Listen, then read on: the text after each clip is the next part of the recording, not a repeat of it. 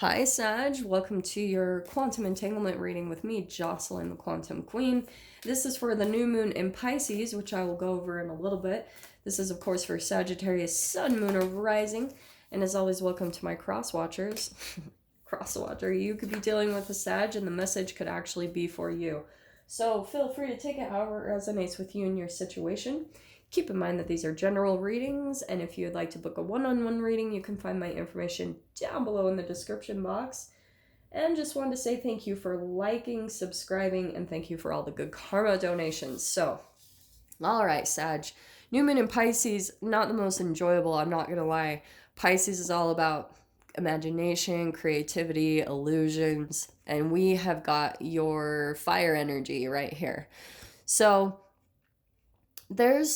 okay, I feel like there could be a relationship that you're dealing with that's kind of unpredictable. It's in and out. You have no idea what the person is going to do next. Because this is hot and cold, in and out. It's very spirited and enthusiastic, passionate, creative, but the shadow side of this card, it can cause disruptions, some impatience, stress, indecision, and impulsiveness. It's kind of my Mercury retrograde card. So there could be something happening, Sag, where it's like you might start to become a bit impulsive. I'm not sure I would recommend that quite yet. So, because you might dive into something and you're like, shit, like, why did I do that? So, let me pull a couple of cards and see what else comes out, okay? Yeah, I feel like you dove into something or you went out with someone and you're kind of like, shit, like, why did I do that?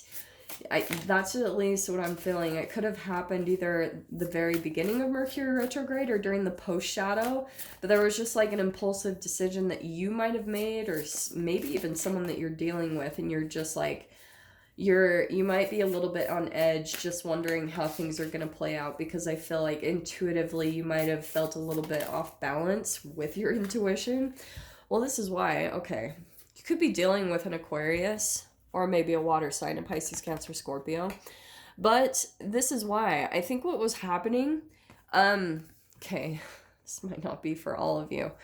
There's something that was happening. This is also around the Venus in Aries energy, because I keep getting a lot of fire energy in people's reads. So I feel as though maybe you're trying to heal no matter what. You're really trying to focus on getting balanced and getting healed, and I feel like you're headed in this very specific direction. You know kind of what's on the horizon, or at least you have this dream that you're really trying to accomplish or attain, and you're trying to move forward in that direction. This is new. So I feel as though you're on this path, Sag, to chasing after something that emotionally fulfills you, and there's a lot of learning that's coming along with this. You're headed towards a specific doorway, but you're still really new at this path, because you're allowing like your emotions to guide you. And since that might be the path that you're taking, which is probably out of the norm for you, there's a lot of healing that's coming up, because you're relying on your emotions, and as you're experiencing that, you're also seeing that a lot of fears are coming up to the surface as well. And maybe it could be obstacles or people that are coming in as a bit of a distraction, because you've got this right in your sight, and that is when the distractions come in. So don't do it.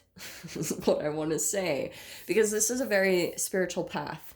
These combinations, this is exactly what happens, because the Son of Wands or the Knight of Wands to me is a trauma bond energy. It's back and forth, it's in and out, it's a lot of indecision. And when you're in, and you know how I talked about, guys, the sexual energy that comes up?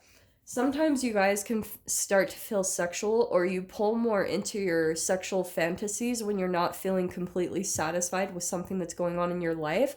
That's actually a sign of some of your trauma. So I know that sounds intense, and people are probably going to be like, no, there is nothing wrong with being sexual. Nothing at all.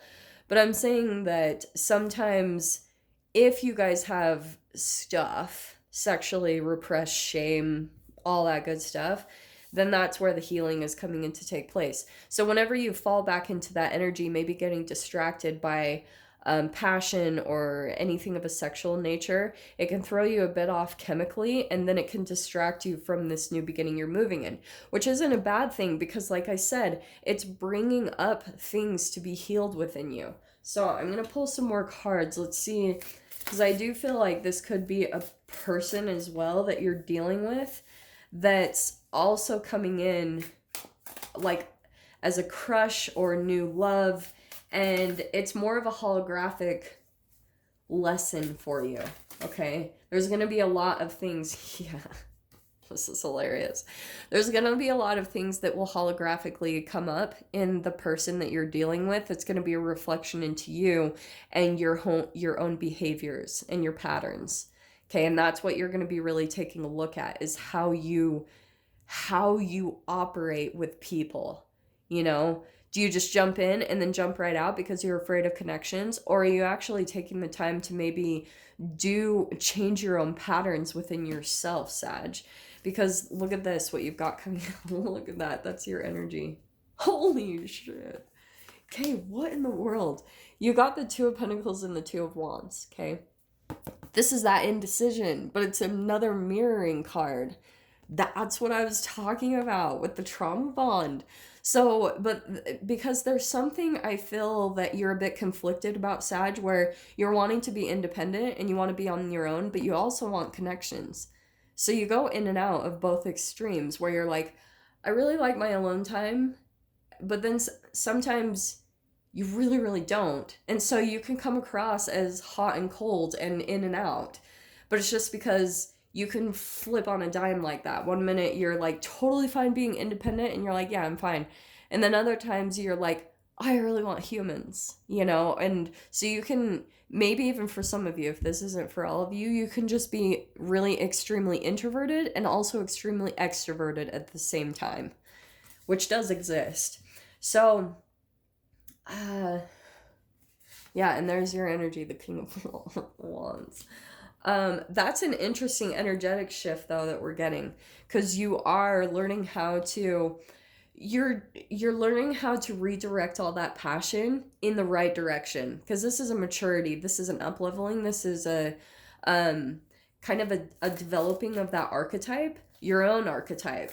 So you're learning how to develop the shadow in you, right? You're healing that, and it's helping you to become the full version of yourself. So this can be where maybe you guys are trying to become a motivational speaker or some type of a leader in some way, shape, or form. You're wanting to go in that direction. So there is a lot of learning that you have to go through in yourself to get on that path. It's not easy. There's a lot of stuff that comes up, and your dedication to it is going to be tested the whole entire time. So, not to freak you guys out, but yeah, man, what is happening? People are getting so many court cards in their reads. I just keep getting too that there's a lot of people that are just dealing with a lot of people right now. So that's probably why you go to those extremes, Sag, is you need time to yourself, because you almost have to go back in and heal each time you come across some new lesson. You're like having to go integrate and like, okay, what was that all about? Because this is what's really cool. Knight of Cups, so look at the development here, from the Page of Cups to the Knight of Cups. So there, I feel as though what you're working on, Sag, is learning how to open up a little bit more emotionally, because there could be a connection that's coming in and pulling that out of you. It's helping to heal a lot of trust stuff from the past, which has caused you to be in and out, because you maybe went through something where maybe a partner cheated on you or in some way, shape, or form. And so you still got a little bit of trust issues from that. So it makes you in and out and back and forth, but you're developing yourself emotionally, which is really good. I love that, because your last card coming out is Divine Wisdom. So that's exactly what you're fine-tuning and what you're developing, because you're headed in a specific direction and it's all a part of your purpose, like why you're here. So this entanglement with these people that you're coming across, like I said, take a look at your triggers, because this is someone who gets triggered. If they're in and out, hot and cold, something triggers them and then boom, fight or flight, gone. So you'll want to really take a look at the moment that triggers you, how it could be connected to something from the past, because that is going to help you to change that, to alchemize that, and to move in a different energy. Because I do feel like at the core of you, you're wanting independence and you're wanting freedom, but you are wanting emotional connection. So, yeah, there's a lot of development that's happening through this. I don't know. But I'm going to dive into these extended and see what else is coming out, because I feel like there's a lot of people coming into your spread. So if you guys want to join me over in the extended, feel free. Just go down below, click on the Vimeo link, and I'll see you on the other side. But Sag, if this is where we leave things, I'm sending you guys so much love. Wishing you all the very best, and I'll see you in your next reading. Take care.